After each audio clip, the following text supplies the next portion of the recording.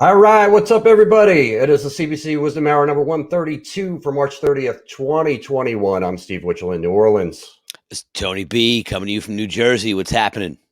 Oh, I'm back in the studio, as you can see, Tony. I see that, Steve. I'm glad to see that, too. I took a couple weeks off was of the worried. studio. It had to be cleaned, dusted, and vacuumed, and spit shined. Did you get it COVID, It's now COVID protected. Yes. So the entire room got the vaccine. I haven't gotten the vaccine yet. But the entire room did. So I'm getting my first shot tomorrow. Are you really? Congratulations. Yeah. All right. So I played over the weekend. We're not going to talk about that today, but I did play Friday, Saturday, and Sunday, which was the first time in a year. Can talk a little bit about it, even if it's just a quick synopsis, like highlights, like Friday highlight, Saturday highlight, Sunday highlight. I'll just give you the whole go. I'll give you the chunk of highlights for the weekend. It was busy. There were a lot of people in the room.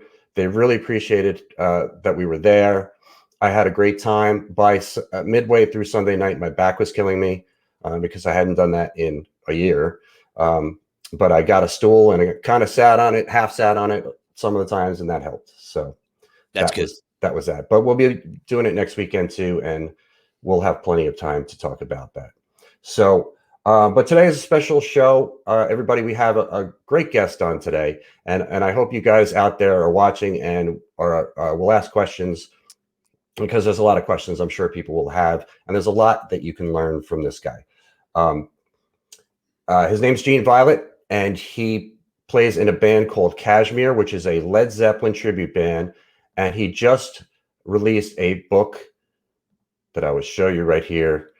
It is the Memoirs of a Led Zeppelin Tribute Singer, In the Shadow of the Gods. Yeah. And I was fortunate enough to get a copy of this book and read it. And it is a fascinating story of somebody who stuck with it over a long period of time. And he has since been fronting this band, Kashmir, for over 20 years. And 20 years is a long time to have any job, much less a band. I mean, that's really... And to be successful at something for 20 years is saying something, It sure is, yeah. With anything in life, right? If you're married for 20 years, or if you have a business for 20 years, or if you're in a band for 20 years, those are important milestones that you don't want to take for granted. Yes. So I'm going to move this. Everybody can see it's episode 132. I'm going to take this out because it will block our faces, or my face, I think, anyway, when we proceed here. But everybody knows 132 is the episode with Gene. So you're going to want to refer to it. All right. So let's bring him in, everybody. Ladies and gentlemen, Gene Violet. There he is. Welcome to the Wisdom Hour, Gene. Thanks for doing this, man. I just want to tell everybody, full disclosure, I've known Gene for 16 years. I was once in Kashmir for about a year, around 2004, 2005. And so we do know each other, and we have worked together. So that really kind of helped me to understand a lot of stuff that was going on in the book, and to learn a lot of stuff about you that in the book that I didn't know. And I really enjoyed the whole thing. So we're going to talk some about the book. And people are going to come in here and comment. And Greg Hampton said, "What's up, guys? Glad to hear you played recently, Steve." Awesome. Okay. This is not about me today, Greg, but thanks. It's funny that you said that too, because this was the first time that Kashmir played 3 nights in a row. We played Thursday, Friday, and Saturday in Virginia. So right. People were all fired up, ready to go. Yes. Dan asked if we're going to play any music or just talk. We're just going to talk. If you want to hear some of Gene's band, Kashmir, you can find them. I'll show the website now. We'll show it again later too. But you can go check them out at KashmirRocks.com. And also they are on Facebook. And it's Kashmir, the Live Led Zeppelin Show is the one that you want to find on Facebook. We're going to talk about that too, about the whole name thing, because I really enjoyed that. But I want to, before you go blow by that, Steve, one question. So Gene, how was it playing? Is it the first time you guys played since the break for COVID? No, we've actually played, I think, about 4 or 5 times, since May. We actually had 2 shows in New Hampshire, like in May, which was surprising. But yeah, it was good. So from May till now, right? So in between, maybe you had a couple shows, but how did it feel to get out there and play again, especially back to back 3 nights in a row? Just like what Steve said, the muscles. I had metal neck so bad, and it usually happens 2 days after, because you're doing your head, and then usually it's not the Monday, it's the Tuesday. You're like, oh my God. Right. Yeah, you always on stage were very animated, and flipping that hair around and moving and I guess you still do it. So, yeah, more power to you to be able to have that kind of energy on stage. And you pay the price, but this is a sentiment that's coming from a lot of people. Lori said she gigged this weekend too. Many people came up and said they really needed this. That's good to hear. And yes, I've heard just as much from music fans as I've heard from musicians of how much they missed live music. So, this is a super long comment here, but Amy Stover said she got the book and saw him at Nelson Ledges, which we're going to talk about too. Nelson Ledges. But let's get back to the beginning. We're about the same age, and what I really enjoyed about this book is that story of how you were when you were younger, and how you wanted to be a rock star. You were doing the original music thing just like I was at the same age, and I kind of had the same visions. I wanted to play, I wanted to do originals. I wanted to be on MTV, which is a thing that you said in there too. So that story is very relatable to a lot of the musicians that are in Cover Band Central. And one thing that sticks out with me in your story, and is advice that I got a long time ago from the late Neil Casale, was the best thing that you can do is persevere. And I think that's something that you really have accomplished. So bring us back to those beginnings, the young Gene Violet, of what it felt like to have that energy and to really want to. I know you were influenced not by Zeppelin, but by other bands. So talk about that your musical influences. Yeah, I went to the Art Institute of Pittsburgh, and that was like 1983. So that was when New Wave was just starting to kick in, and I was really getting into U2 and the whole New Wave era. And I went to high school. My favorite band was Judas Priest, but then I started to get went from Motley Crue, Judas Priest to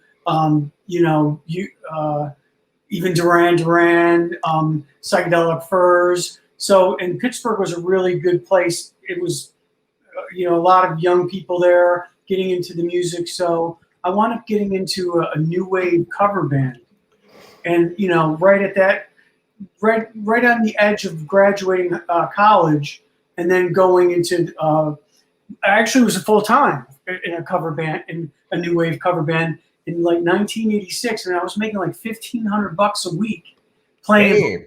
But the nightclub scene, it was huge then. You'd play Wednesday, Thursday, Friday, Saturday. So you're 21 years old. We got all the energy and the libido to go crazy, and that was kind of the driving force. Was you wanted to be a rock star, but it was also like the social life. It was everything that was going on when you're 21 years old. And we actually did pretty good. The band was called Avant Garde. And we had a blast. We signed up with a really good agent, which is, to me, is probably one of the most important things. If you're really going to do something in the music business, you got to get hooked up with agents and managers and things like that. It's really difficult to do it on your own. So that would be something I would immediately recommend to somebody starting. But you got to go through that filtering process of trying to find the right kind of manager, the right kind of agent, which you'll learn and you'll experience as you go through the stages. But so we had a really good agent called Entertainment Unlimited, and like I said, everything was bands back then. There's a lot of competition, and we got a major break. We were showcasing all the bands for Entertainment Unlimited. Were showcasing at a major hotel in Pittsburgh, and it was all the high schools and colleges. They were all bringing the kids in to pick the bands that they wanted. And the top band, I forget the name of the band, Modern Man.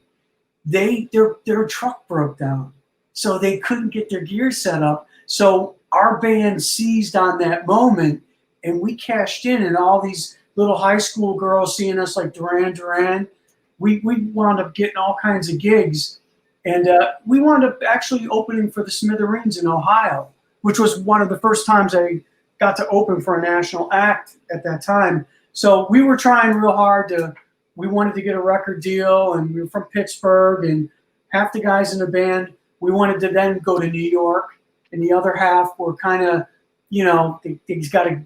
they had their jobs, they didn't sure what they wanted to do, and there were struggles going back and forth over a couple of years, and eventually me, the bass player, and the drummer decided to go to New York City and try to make it in the business. But Avant-Garde actually went to CBGB's, and we had 2 showcases. That was huge. That was the big thing for us. Yeah, I was going to get to that in a little bit. Because the CBGB story for me is that hit me so hard. Like, I really could relate to that feeling, and you were so vivid in that description of that night, and it just, I had this visceral reaction to it when you were talking about it. Yeah. And I mean, we can jump to that now since we're mentioning it, but you had this opportunity where you thought, okay, this is our big shot. We got these executives are coming to this show, CBGB's. This is a huge, iconic venue in New York City, which I did play to. I played there once. And when I did play there, I was like, holy mackerel, this place is a shithole. Yeah, total shithole. Yeah, but I mean, just the fact that I got to play at CBGB's to me was like a big deal. But you were stoked for this. You're thinking, oh man, this is going to be like, this is our chance, and blah, blah, blah. And then you describe this, and you're just like, it all went to shit. It's just like, and your description of that to me was just so, like, oh man, like everybody knows that feeling, but God, it sucks.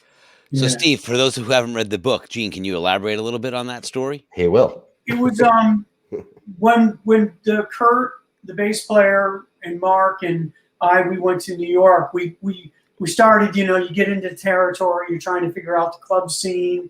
We're trying to figure out what kind of music it was Guns N' Roses era. Cat Club was like insane in New York City. So it was probably, I mean, the whole Lower East Side was totally electric, and we were right there. First we lived in Queens, then we moved to Manhattan, which everybody tried to do. And so our goal was, we put a band together. We called it Naked City, which is another thing in the book.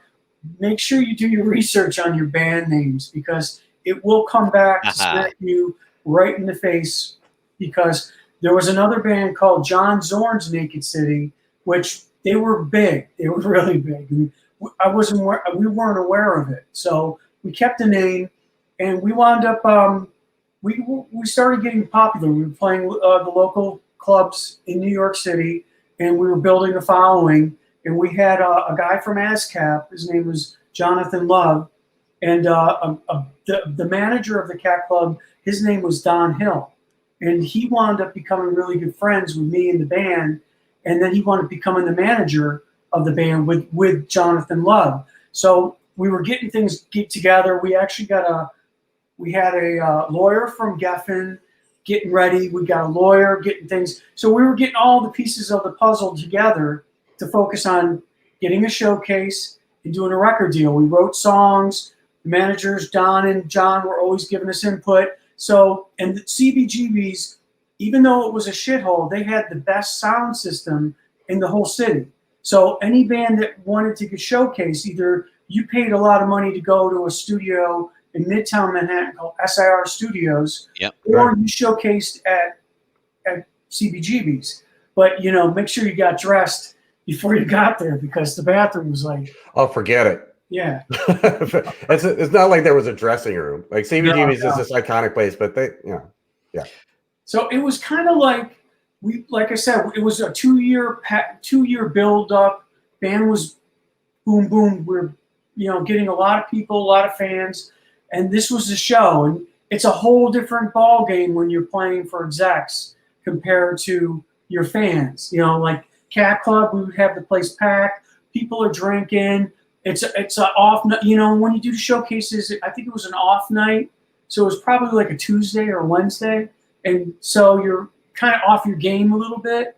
But just I think it was the anxiety or just something, but just things started to go wrong. And as I was singing, I was just watching the whole dream of me trying to get a record deal and the band trying to get a record deal just go right out the window. And, you know, I won't get into all of it because I want people to read the book a little bit. Sure. But I found another bit of advice is the people that usually talk in the band the most about ideas or always have got their, you know, let's do this or that, or they're always arguing about everything. They're usually the ones that choke when it comes to those kind of showcases. Mm-hmm. So there was a member in the band that was like that, and he kind of totally screwed up the tempo of the song.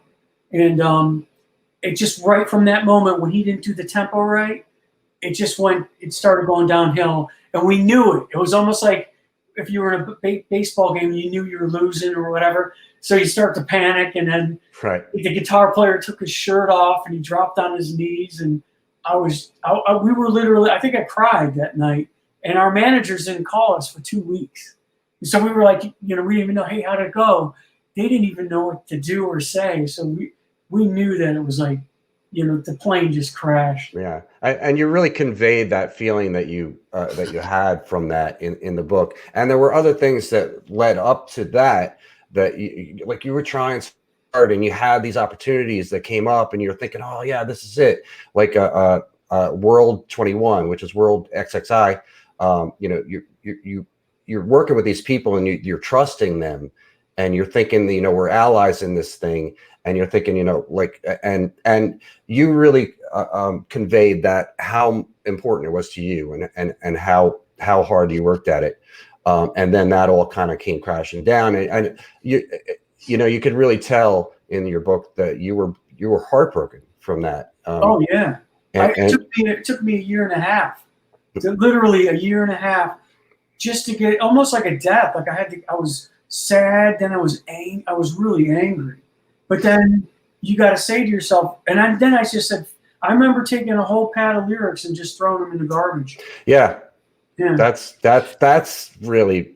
Yeah. Hey, Gene, so let me ask you. So after that gig, right, like you lament about it for a while and stuff, but when you guys finally got back into your next gig, did you still feel that like residual anxiety and that kind of looming? Well, you know, it was kind of like a wake-up period, because right then, that was now Guns N' Roses was going down, Warrant was just burning out, and now grunge was coming in. And literally, everybody from New York was flooding to Seattle.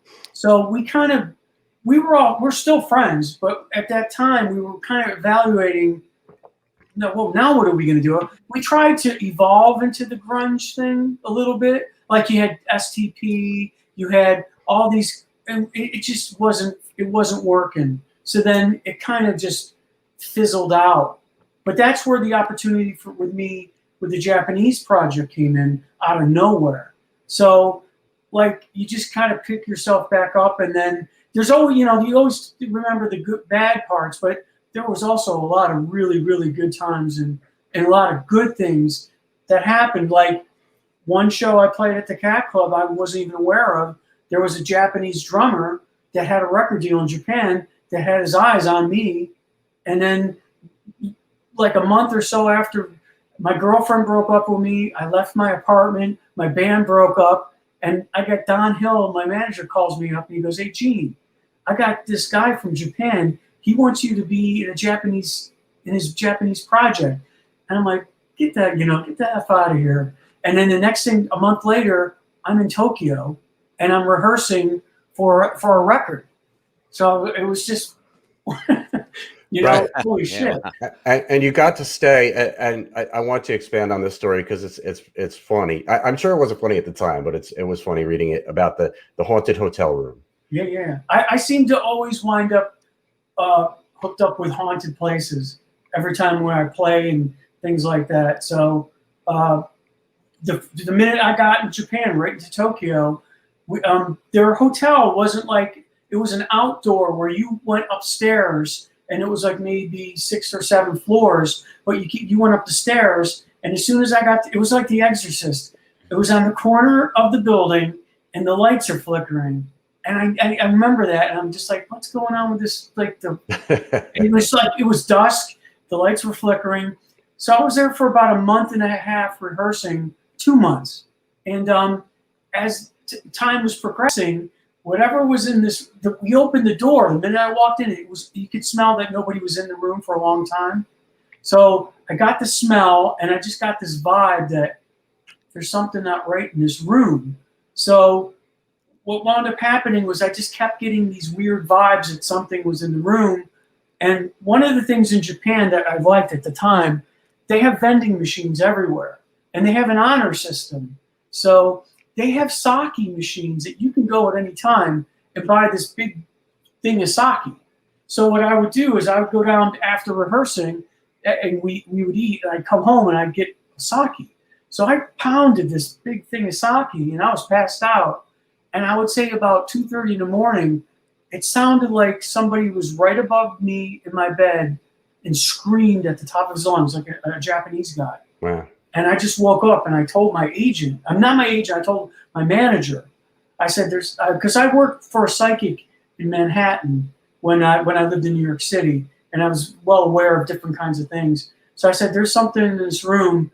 So it wound up eventually, they moved me to the other side of the hotel with no questions asked. I guess that's how they get those movies like The Grudge and The Ring, is the Japanese, is things like that happening, the haunted hotels. That's a great story. And yeah, of course that project, it didn't pan out, but somebody did ask here, Amy Stover said, would love to hear that Japanese record with your original work. And I think you said it's not available anywhere unless you dig deep, right? I got a box.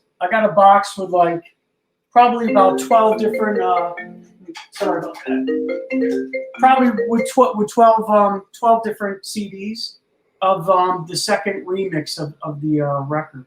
But it wound up, I actually, after writing the book, I found the record producer, and he lives in France now, and the original tapes, like the masters, he had a fire.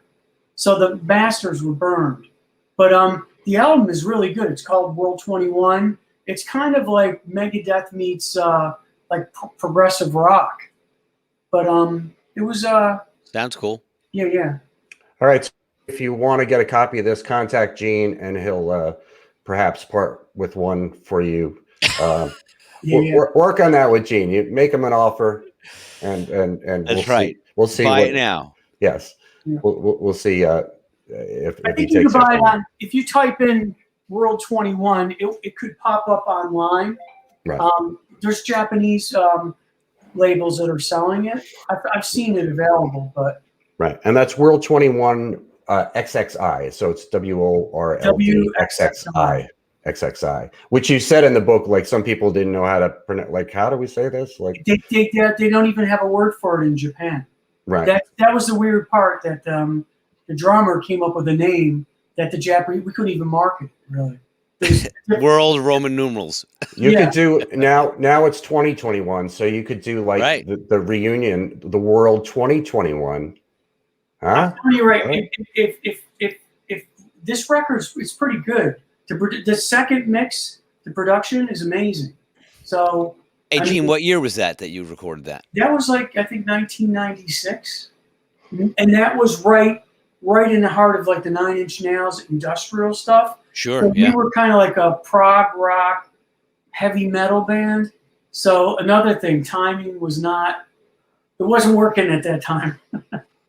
Right. Well, it's funny you say that too, because I played an original band like you guys did for years. For 10 years we hit it hard, and then we switched over to covers right around that time, like mid 90s. So we were doing that same thing, Gene, 9 Inch Nails and all that industrial kind of, Ministry and then heavier stuff, And I really like that music too. Yeah. And that's probably another thing. Like the whole purpose of the book was it was to talk about my experiences, but it was a lot to show that you're going to get hit with a lot of you'll have some great moments, and then you're going to have bad moments. But the thing is you, as a musician, you have to adapt, and you make life like you take what you can get and try to mold it into what you want it to be.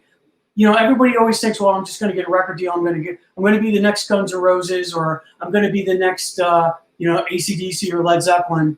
But there's only like about a handful of those people that do that. So the reality is you have to like lower your expectations and figure out a way that you are going to still be able to do things and enjoy it and still play, sing, and like I work during the week, but I play on the weekends now, and I'm pretty happy at what I do, and I make some pretty good money doing it. Yes, indeed. Chad Cunningham says, "Hey now," from Canada. Hey, Chad. How's it going? Yes. All right. So, yeah, I mean, a lot of musicians understand this struggle. You wanted to be the rock star. You wanted to play originals. And then, disappointment after frustration, after challenge, whatever. And you say in there, like, you were just burned out on originals. And then you started this band, Time of Dying, doing Zeppelin covers. And there's a couple things I want to say here.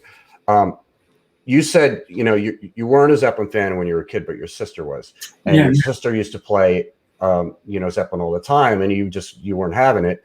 And then, I mean, it's such a horribly tragic story, and I'm sorry for you. I didn't know this stuff, but you lost your sister in 2008. But prior to that, you and your sister had this bond because you were playing in a Zeppelin tribute band, and you finally got it. You got what she got, back then. And it's such a heartbreaking story, but it's such a sweet story that you were able to really kind of connect with each other as siblings, prior to losing her.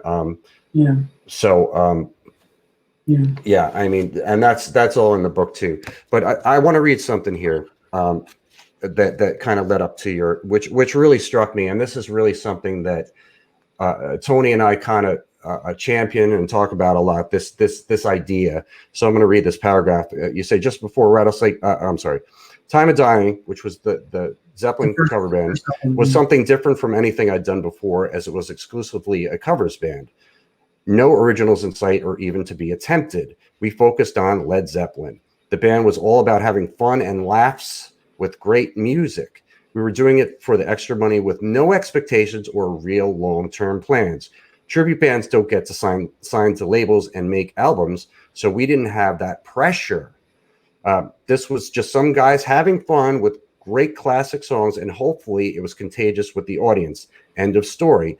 Thus, the band was a very different, let alone refreshing gig from my past outings. Now, I'm going to venture a guess, Gene, and that's from the book here, In the Shadow of the Gods. If you want to get a copy, there's a link in the description. You can click on that now and check it out. It's also on Amazon.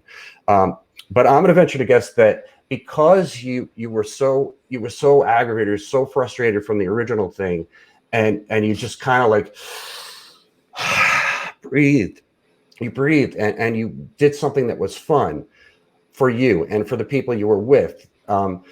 That really was the stepping stone for the success that was to follow. That attitude, that feeling that you had.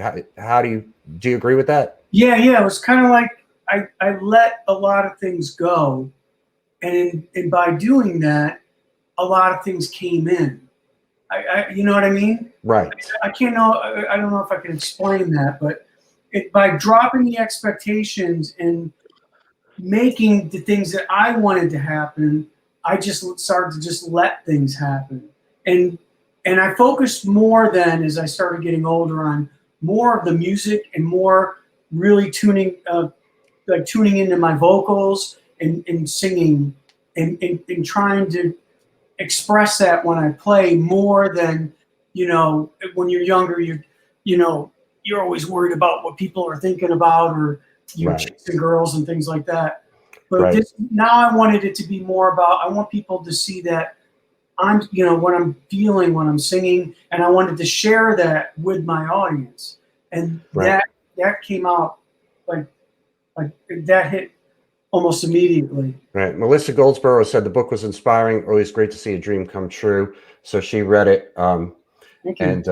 And Gene, a theme that we always come back to too is just that, right? When you're young and you're starting out, you're ambitious, you're excited, you have this enthusiasm, and when you're in your rehearsal space, you're playing like the best you've ever played, and it could never be better. But then the pressures and the expectations and the anxiety, takes away from the performance when you do get that chance, like you said, whether it's in front of a crowd or in front of record executives, where you choke, or someone in the band chokes, or you don't play your best because you're bound by this controlling ideal of what you're trying to achieve.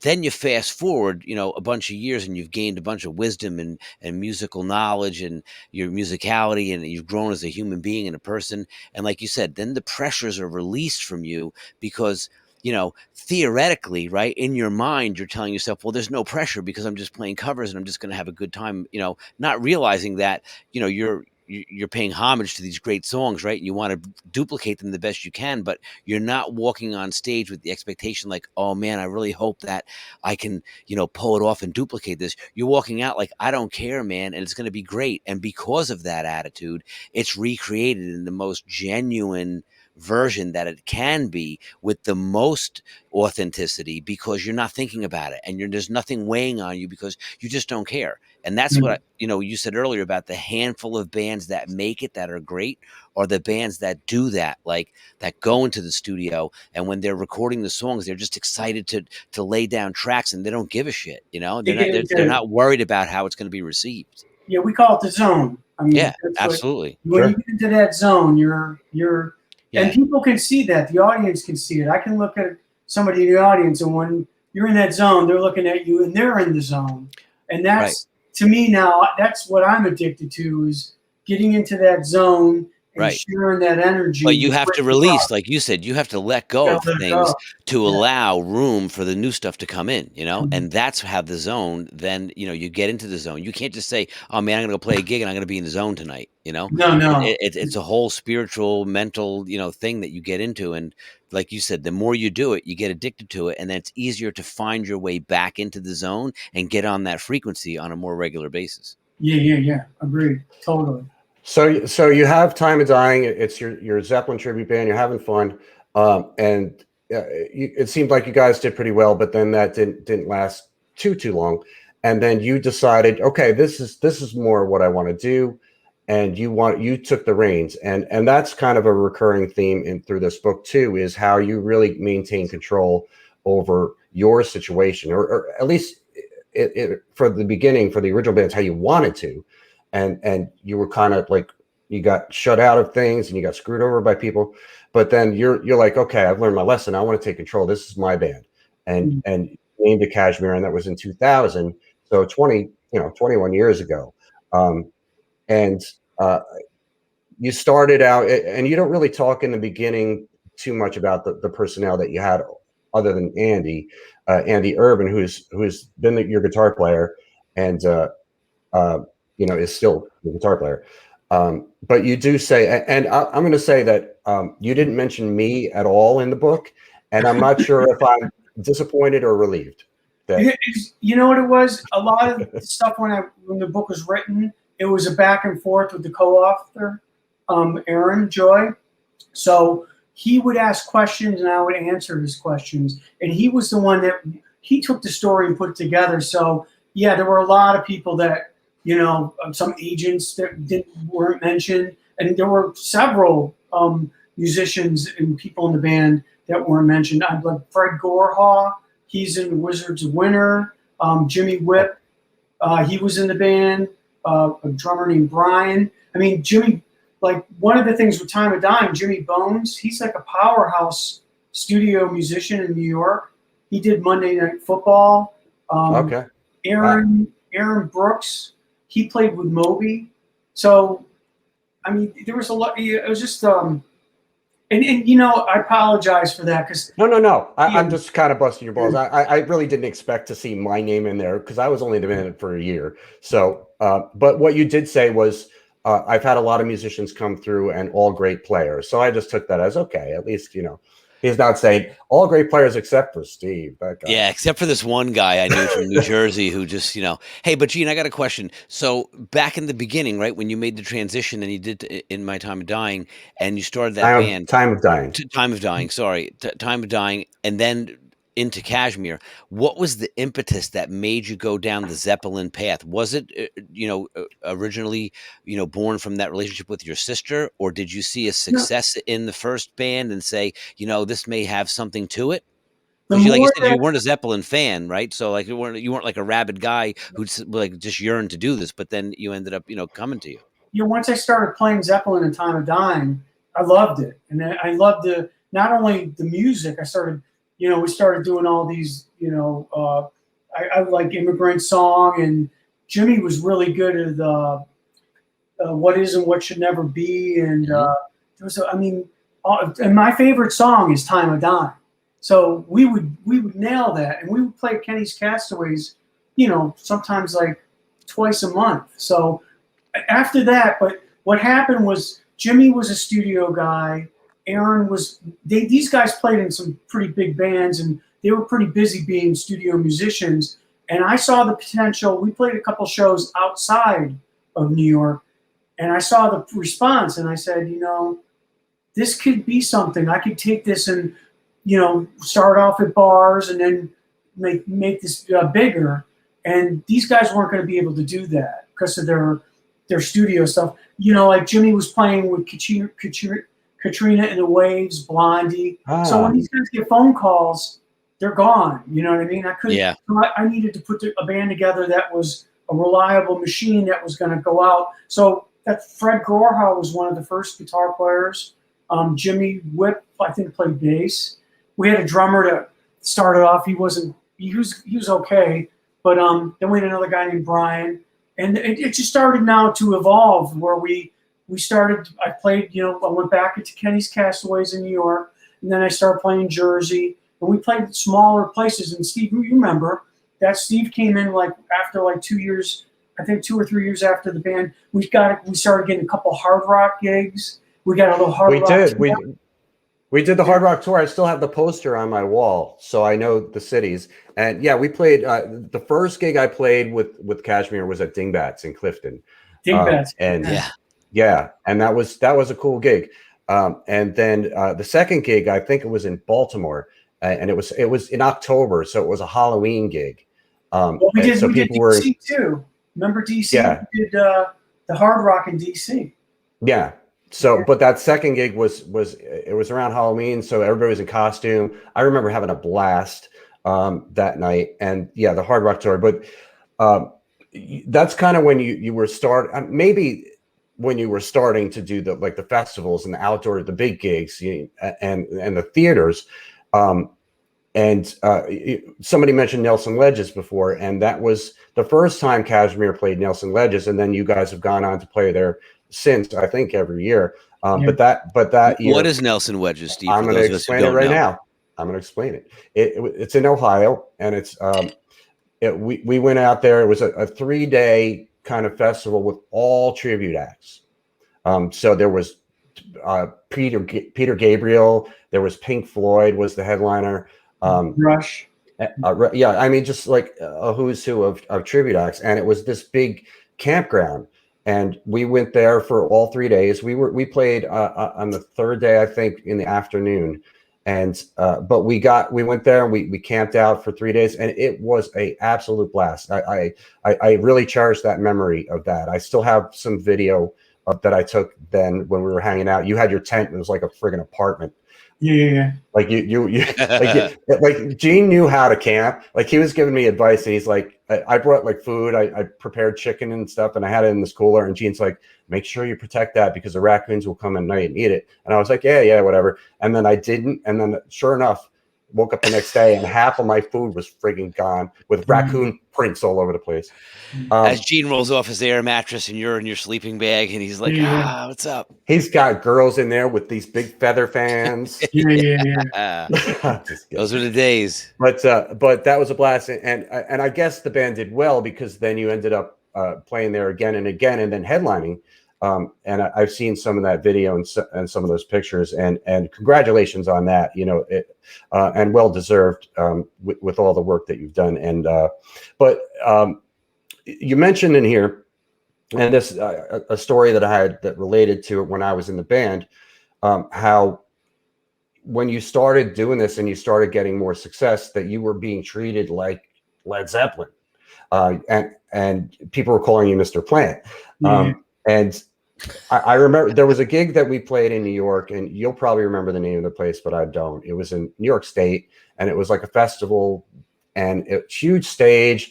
The only thing that was happening was that Kashmir was playing, and we went there early, afternoon, did our sound check, and went back to the hotel, rested for some dinner or whatever. And then I remember us driving back. I don't know if you remember this in particular, but we were all driving back kind of in separate cars, and there were all these people walking on the street. It's a festival area, so there's generally no traffic there, and there's all people walking around. They're holding their cotton candy, whatever. And as we're driving up, there were cops there, and they just like parted the pedestrians like the Red Sea to let us through.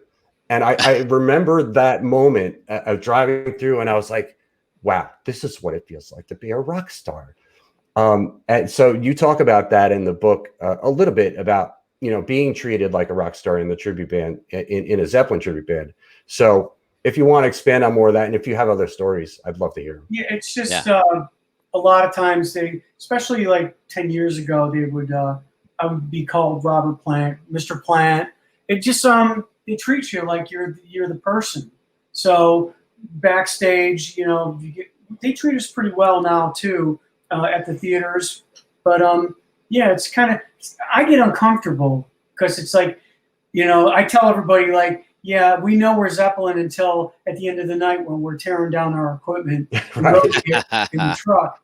But we did a show in Morgantown, West Virginia, and there's this guy from Georgia, and he's talking to me with a British accent like he's Ozzy Osbourne with his tattooed sleeve shirt.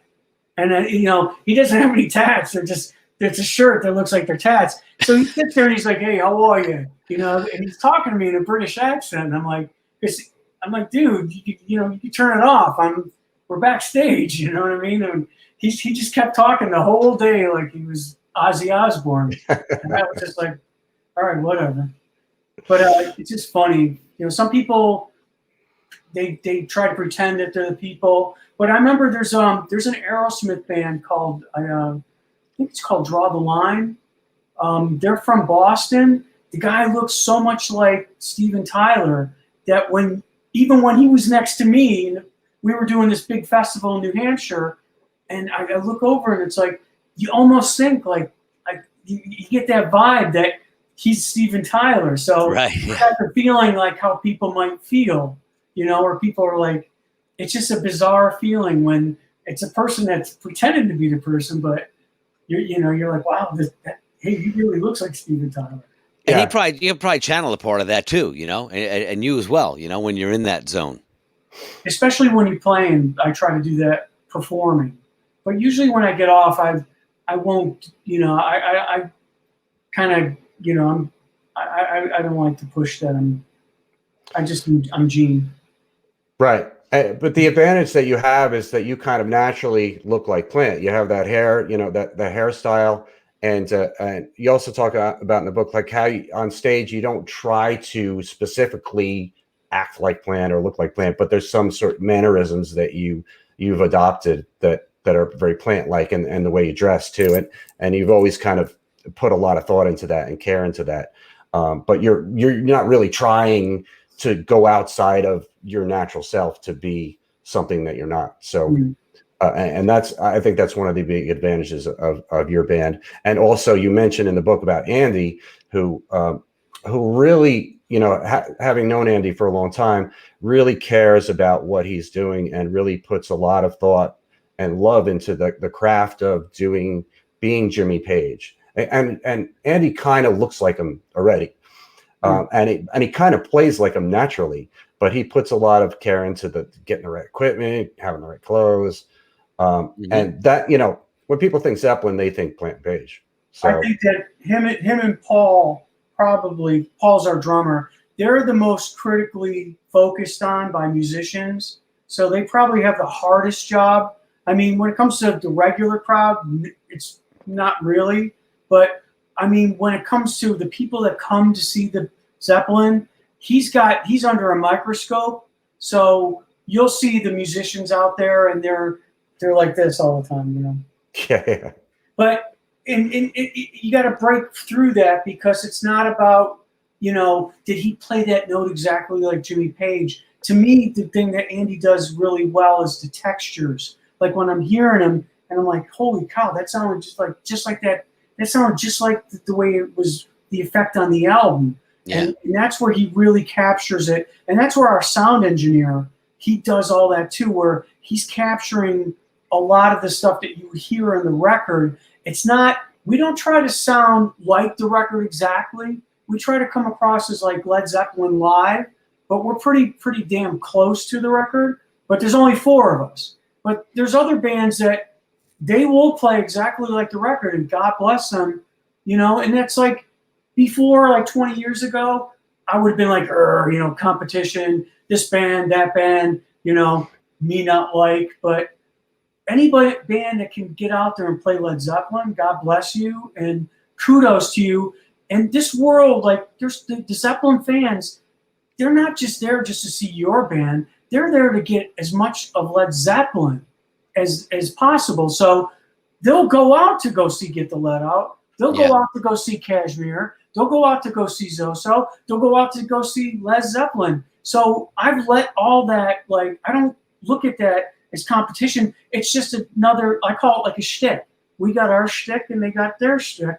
And everybody gets like a little taste of something different when they see all their shows. So that doesn't even, before it used to be competition, but not anymore, especially as I got older. If you can keep playing and like for 20 years doing it, God bless you.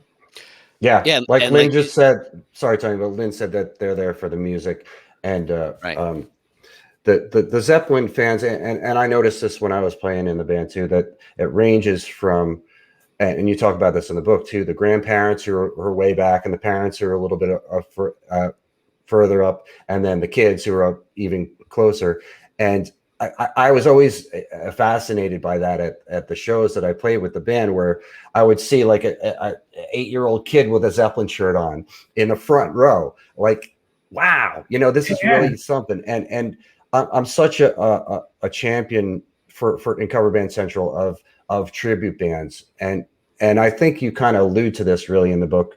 But it's like, this music is iconic, and it's going to be a great song is a great song, and it's always going to be a great song.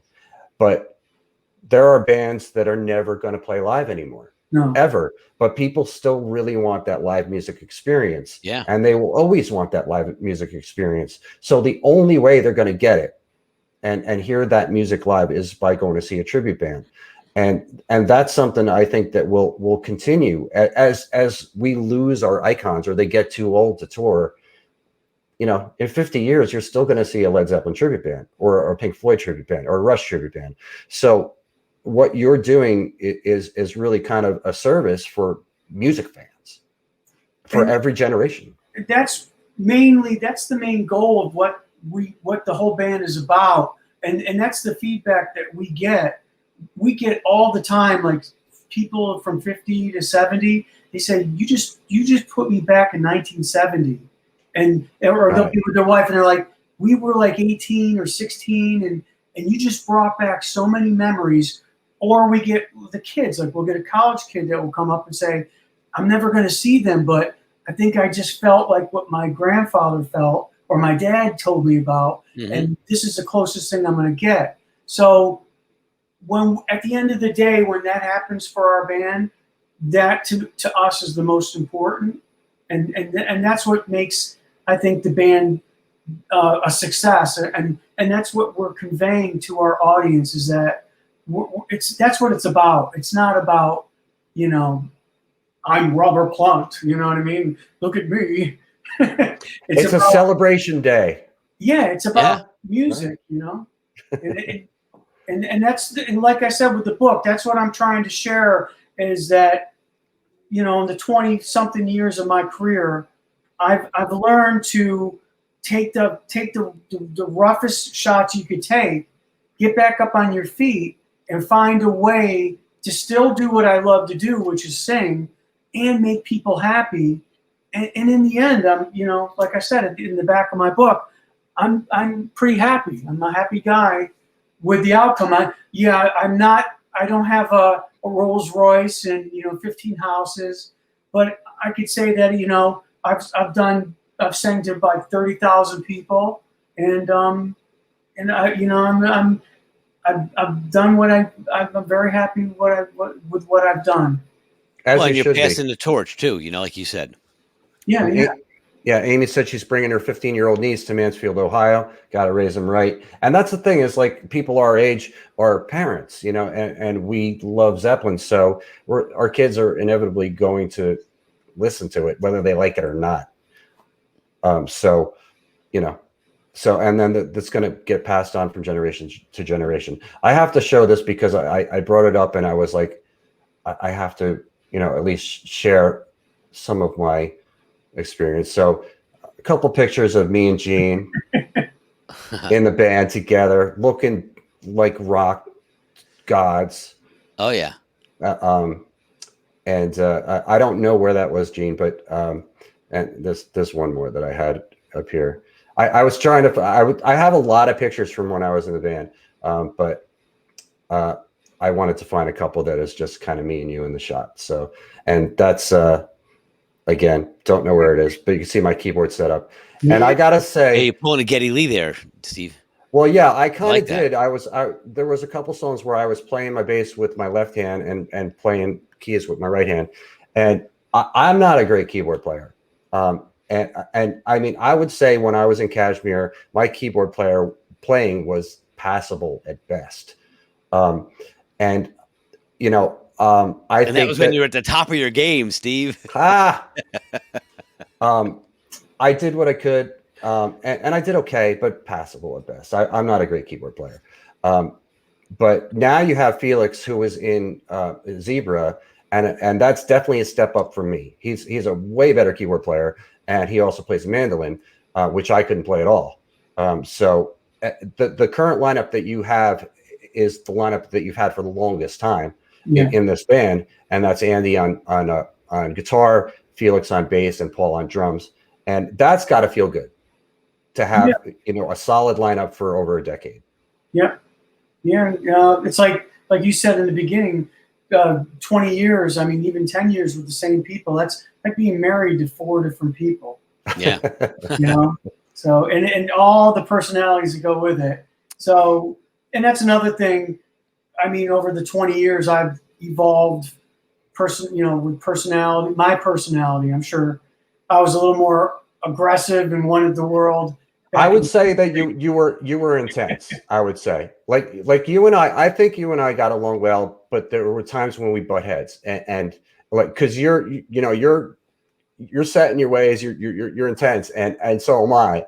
And, you know, I, back then, 2005, 16 years ago, I kind of had my own agenda. I was a little spread a little thin, and because I was just playing for a living. So I was playing in Kashmir, and then I was playing in other cover bands and other original stuff. And I was just like, but your thing was just Kashmir. So, you know, you had a way more invested in it. So I understand the way you were back then, and especially now, dude, learning what came before that, because I didn't know. You know, I didn't know all these struggles that you had. I didn't know that these people screwed you over. I didn't have any knowledge of that. And that's something that I think that everybody needs to kind of learn when you're starting to work with somebody, is that they got a whole bunch of shit that they already dealt with before your ass. Sure. So, you know, be aware of that and be forgiving of other people if they're, you know, whatever. But, you know, I mean, most of my memories of Kashmir are great. Same here. We did a lot of traveling, and I would generally carpool with you, and I always enjoyed that. And I mean, this has nothing to do with band, but one thing I always remember about you is that you were always spotting wildlife, and you would name what it was. Like he would see, seriously, dude, he would be driving and he'd see a bird in the sky and be like, "Oh, that's a North Atlantic hawk from, a white-billed," like what, like he would always know. And I'd be like, how the fuck? In fact, this weekend I saw a bald eagle swoop right down in front of my car and grab like a big mouse right before the gig, and then he just like started to go back up. I was like, "That's cool. Where does that happen?" Andy Urban has decided to join us, and he said same here, Steve. I love Andy, great guitar player, and a ton of fun in that band. And another one of my memories that I wanted to mention was because you mentioned about celebrities that you worked with or you met. Stephen Piercy is one you talked about in the book. Mm-hmm. Little Steven Van Zandt, who gave you the advice, always have a backup plan, sitting at a bar. When you tell that story, I have that picture of him with the bandana on, and I'm kind of like mixing between the Sopranos, Little Steven, and the Bruce Springsteen, Little Steven. But that's also a great story in the book. But I got to meet Steve Whiteman from Kix, the singer from Kix, when we played a show, Tony, in Hagerstown, which is Steve Whiteman's neck of the woods. And Tony, this is a theater, and it had like theater seat or sort of arena seating that went up. It was like a floor, and the seating kind of went up. It was like a mini arena, and we played there. I played there with the band probably 3 or 4 times. But this one time, we're in backstage, and getting ready, and somebody comes back and it's like, Steve Whiteman wants to come back and say hi to you guys. And I'm like, and we're all like, yeah, cool. So and I have pictures of this too. And he comes back, and he's got his son with him, and he's like, I just want my son to experience a Led Zeppelin show live, and this is the closest he's ever going to get. So, I mean, I was like floored. And then we go out to play, and he and his son are sitting right in front of me. And I'm like, I wouldn't have admitted it at the time, but I was petrified. I'm like he's sitting there watching Steve Whiteman from Kix, who I was a huge fan of Kix. I saw Kix like a half dozen times. And now Steve Whiteman's there with his kid watching me and this band. But thankfully I didn't screw anything up completely, I don't think. But that was a good time. And yeah, you tell a bunch of stories like that in Shadow of the Gods here, of celebrities you met and people that inspired you. So I really highly recommend anybody get that book. If you're a musician out there and you've been through anything in life, you'll definitely relate to this, but you'll definitely learn some stuff too from Gene's trials and tribulations and paths and everything. Oh, and it's a testament to the fortitude and the inspiration to stay the course, right? And to find the joy in what you're doing and not be intimidated by an expectation of success. Learn to adapt always, positive or negative. You have to learn to adapt, because that's what's going to make you survive. You're going to have good things happen. You're going to have bad things happen. So the key is to kind of see forecast when things are happening, and then know when the right time is to change or get out. Mm-hmm.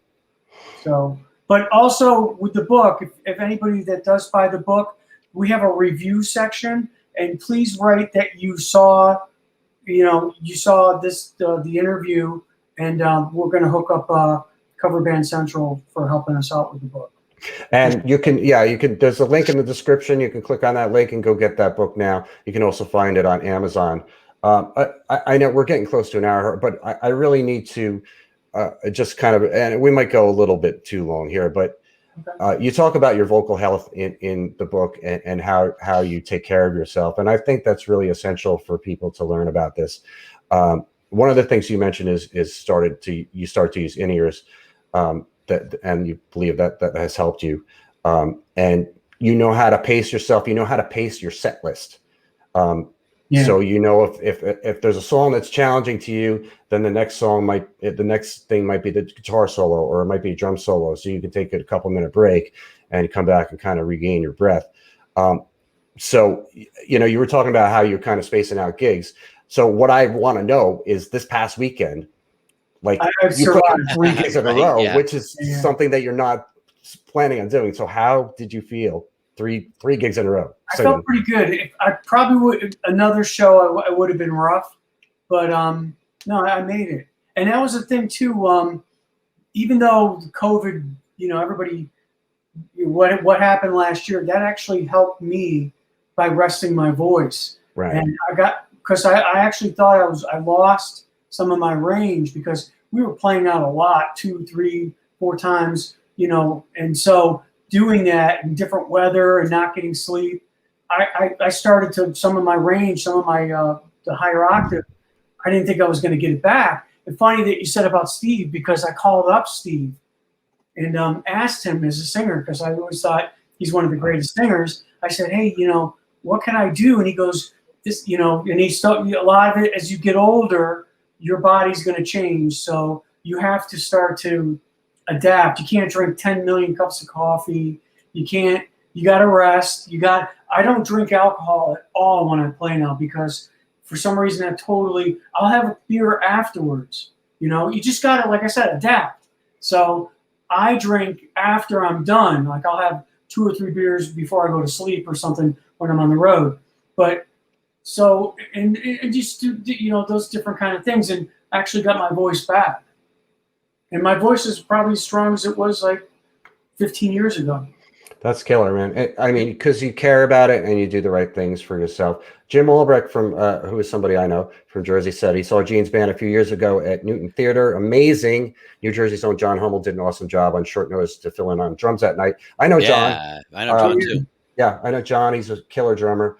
And it's cool that you had him available. And I want to say too, after I left Kashmir, I probably about a year later, I went and filled in, and me leaving Kashmir, it was a hard time for me. My father had just passed away. And when I was away for my dad's funeral, my girlfriend cheated on me. So, and then I was out of the band. So it was a little rough time. Yeah, I think so. Yeah.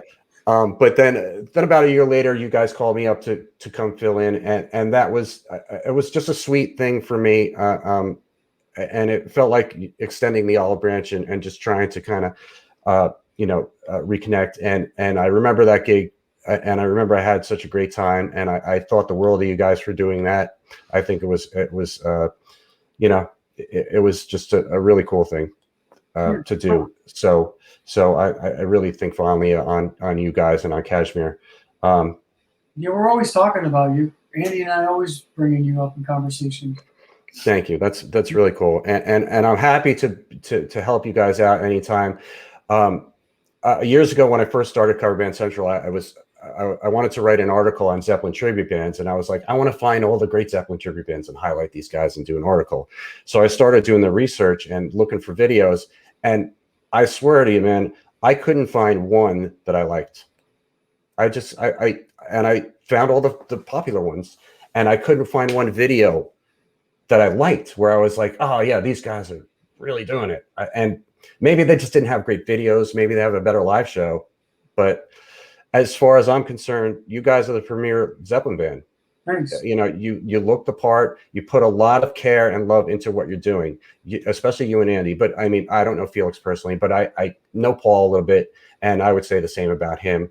And that's what you want. That's what you want in a band. That's what you want in a show. So anybody goes to see your band, they're going to have a great time. They're going to have that Zeppelin experience.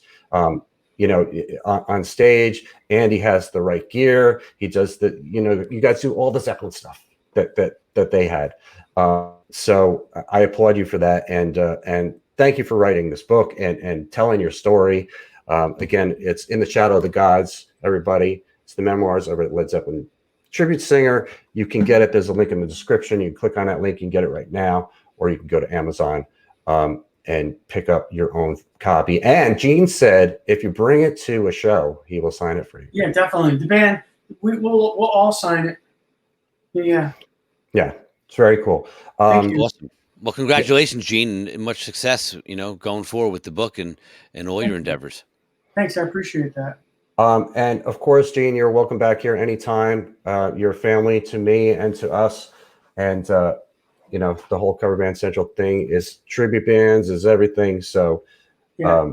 I'd just like to give a real quick shout out to the co-author, Aaron Joy. He really did an amazing job. And it happened, it came out of nowhere. Like, I got a phone call from Aaron, who's from Maine, Portland, Maine. He was doing a book on World 21 and Stephen Piercy and Al Di Meola. And he started to talk to me about, like, the drummer that hired me. And I was like, well, I can talk to you about them, but I said, I got a good idea too. And he was like, really? And I said, yeah. What do you think about the idea of a Led Zeppelin tribute singer? Like, and I told him my whole thing, and he sat. I think he sat on it for a couple of days. And then he called me back. He goes, you know what? I think it's a really good idea. And then we fused together, and we made a goal that it wasn't going to be about sex, drugs, and rock and roll, and like depravity and all that, and it wasn't going to be about me getting my friend stepping on my friends or people in the band or people in experiences. This was more like the whole purpose of this book was to, like we said in the beginning, is to show people that in the business you're going to get thrown curveballs, but you can get through life and be a musician and be happy by adapting and getting through it. And my book is just showing you my experiences in the beginning, as well as my strategies of with Kashmir, and how you can be a success and how you can enjoy yourself and enjoy the music. Right. And Aaron, your co-author, is here. He said working with Gene was a great experience.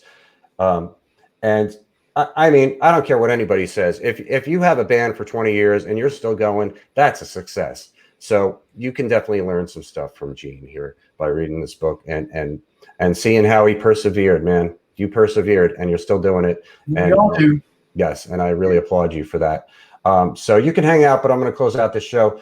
Thank you guys for watching. Again, you can get the book. Click on that link in the description and get yourself a copy of that book. And it's also available on Amazon.